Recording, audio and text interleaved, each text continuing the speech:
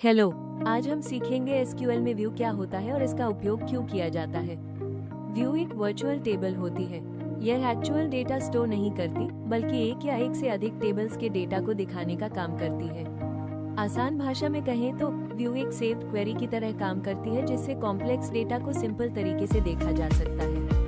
Views का उपयोग complex queries को आसान बनाने के लिए, सेंसिटिव डेटा को हाइड करने के लिए, स्पेसिफिक कॉलम्स या रोज दिखाने के लिए, सिक्योरिटी और डेटा मैनेजमेंट इंप्रूव करने के लिए। उदाहरण के लिए, अगर किसी टेबल में बहुत सारी इन्फॉर्मेशन है लेकिन हमें सिर्फ सिलेक्टेड डेटा दिखाना है, तो हम व्यू का उपयोग करते हैं। फायदे: डेटा को ऑर्गेनाइज तरीके से दिखाता है, क्वेरी को रीयूजेबल बनाता है, सिक्योरिटी इंप्रूव करता है, कॉम्प्लेक्स एसक्यूएल को आसान बनाता है।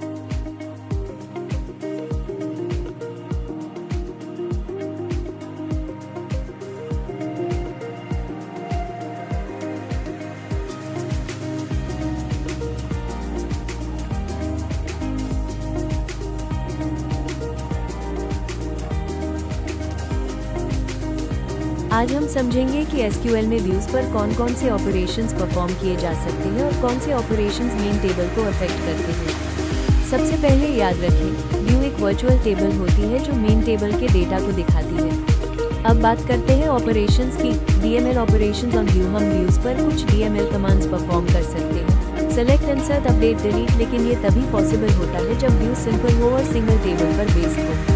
इम्पॉर्टेंट पॉइंट: अगर हम व्यू पर इंसर्ट, अपडेट या डिलीट करते हैं तो चेंजेस एक्चुअल मेन टेबल में भी रिफ्लेक्ट होते हैं। मतलब व्यू मॉडिफाई करने पर मेन टेबल का डेटा भी मॉडिफाई हो सकता है। DDL operations on view. Views पर कुछ डीडीएल ऑपरेशंस भी परफॉर्म किए जा सकते हैं।